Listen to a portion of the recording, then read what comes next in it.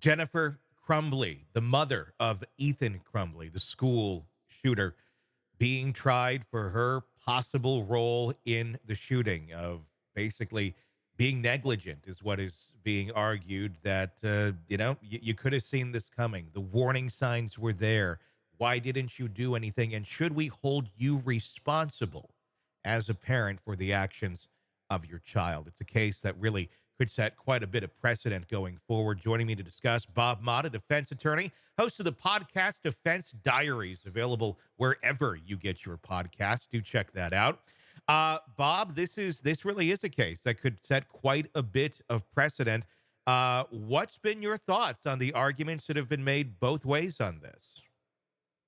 Yeah, it is that case. I've been saying it since it started, to anybody who would listen. This case very well could change the fabric of our society because if they come back with a guilty verdict on her and every prosecutor in every state will look at it and say, well, you know, they've shown it's possible to hold parents accountable for their children's violent crimes that are committed outside of their presence, and it's a game changer. Hmm.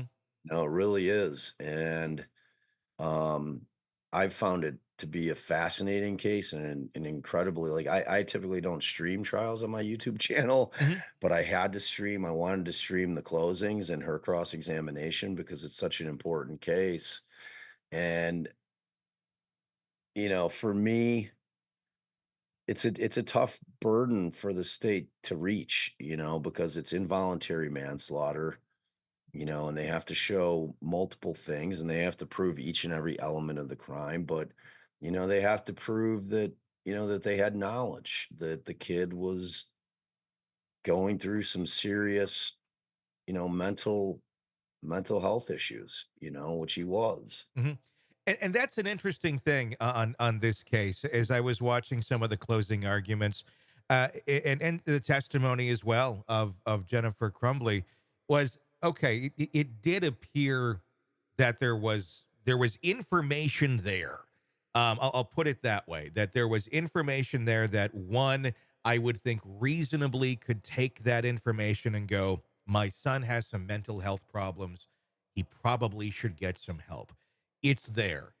But then to be competent of that information and to fully grasp what it all means and then to take the appropriate action, that seems to be where the disconnect happened. So part of the argument in this case seems to be more so of, okay, how competent does a parent need to be to recognize those sort of things? Because it seems in this case, Jennifer Crumbley almost felt that her son wasn't a threat. She talked to some of the school officials. Some of the school officials played it down as well as it's not, big of a deal. I think what one of the arguments that was made, or one of the references that was made from one of the school counselors, or one of the staff there was, it's like teachers can't look up hops for beer, but that's why kids can't look at bullets for guns. I thought that was a very bizarre argument to make in school about a child looking that sort of thing up.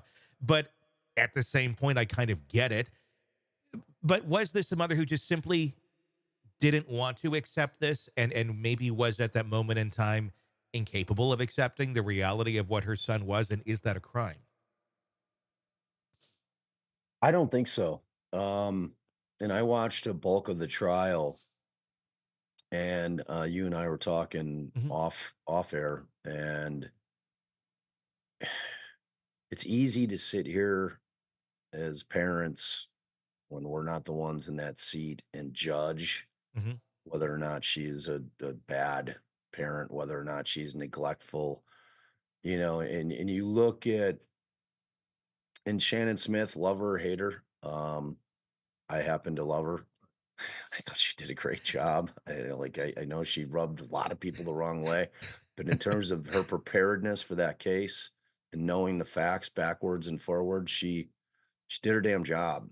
Yeah. And the one of the things that she said early on, which really resonated with me and is so true in terms of the state cherry picking text messages out of what had to have been hundreds of thousands of text messages between Jennifer and James, her husband, between Jennifer and Ethan, hundreds of thousands. I mean, you think about a text stream between you and your wife, Tony, Mhm. like where you're discussing, what are we going to do for dinner tonight?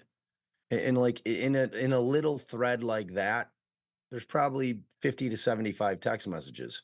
You know what I mean? It's like I'm talking hundreds of thousands, and they're cherry picking out of all those, 10 to 15 text messages Mhm. that span months and months, and then they're able to kind of so I knew about the text messages where Ethan's texting Jennifer saying, "Look," where she was at the stable and they made a big deal that she had a hobby. I guess parents aren't allowed to have hobbies, Yeah. which is obscene. It's ridiculous. Like the state just did things that I think are going to cause parents that are living in the real world that have kids are going to cause them to bristle up, Mhm. because like who is the state to be saying that like you can't have interests Yeah. or hobbies because you're a parent? That's Like ridiculous. you're I mean, neglecting your we child somehow because you she like to liked ride horses. horses. Yeah, yeah. Right. Yeah. Hey, it's Tony Brueski. If you like the podcast, be sure to like, subscribe, and press that bell so you don't miss any of our updates on the cases we're following for you right here at the Hidden Killers podcast from True Crime Today. And thanks